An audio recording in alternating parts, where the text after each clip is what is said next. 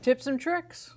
Everybody wants to know the inside tips and tricks of how to make the best drink off of their machine. It's Gail from Seattle Coffee Gear, and I'm going to give you the ones that I know for the R58 from Rocket. Since this machine has a PID, it's a little bit different than a heat exchanger machine. So the first tip I say is turn this machine on 20 minutes before you really want to use it with the portafilter in place.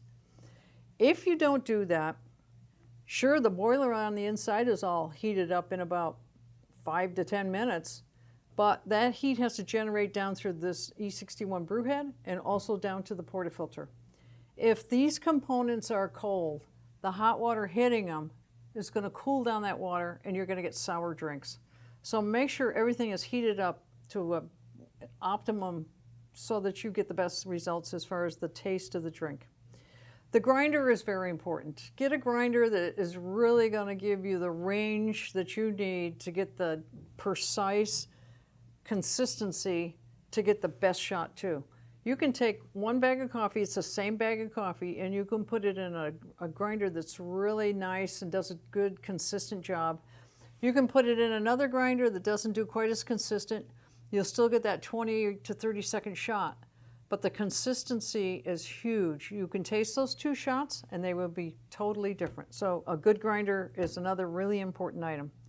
On the PID, because you can change the temperature of the brew boiler, play around with it and take it up and take it down with the coffee you're brewing, because each coffee likes different temperatures. See what tastes best. Just a degree or two will make all the difference in the world. The service boiler, if you want to turn that off, you can on this particular machine, and you can also change the temperature on it. A little bit hotter, a little bit colder, steam will be more powerful, a little bit less. You'll get the idea. I bet you might not notice a difference, but you might find it a little easier to steam or not to steam if it's a little bit different. Also, on this machine, the brew boiler feeds the E61. So it's going to be a little bit cooler than like a heat exchanger machine, but it's going to be more consistent. So that's a good thing too. When you're steaming, make sure that you blow condensation off ahead of time so that you don't have that condensation in your milk. Da, da, da, da. Then when you get done, also make sure you open up this valve to let some steam come out. Hold a rag around it so you don't get burnt.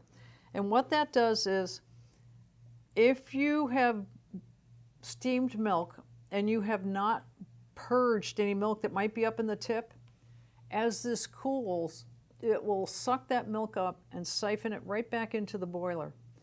And if you get that in the boiler and it gets rank, it is the most horrible smell. And really, the only thing you can do is have a qualified technician replace the boiler.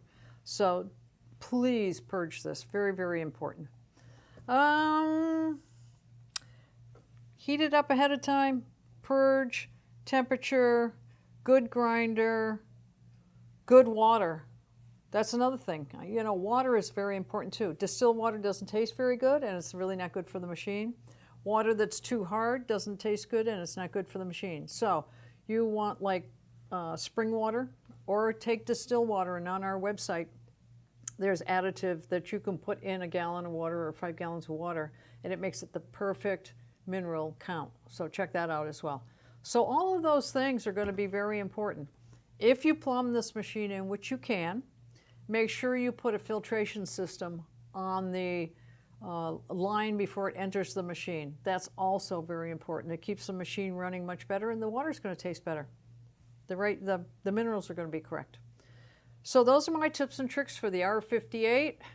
Stay tuned for any other little things we might come up with, and we'll always mention them to you so that you get the best results out of the equipment you've purchased from us down here at Seattle Coffee Gear.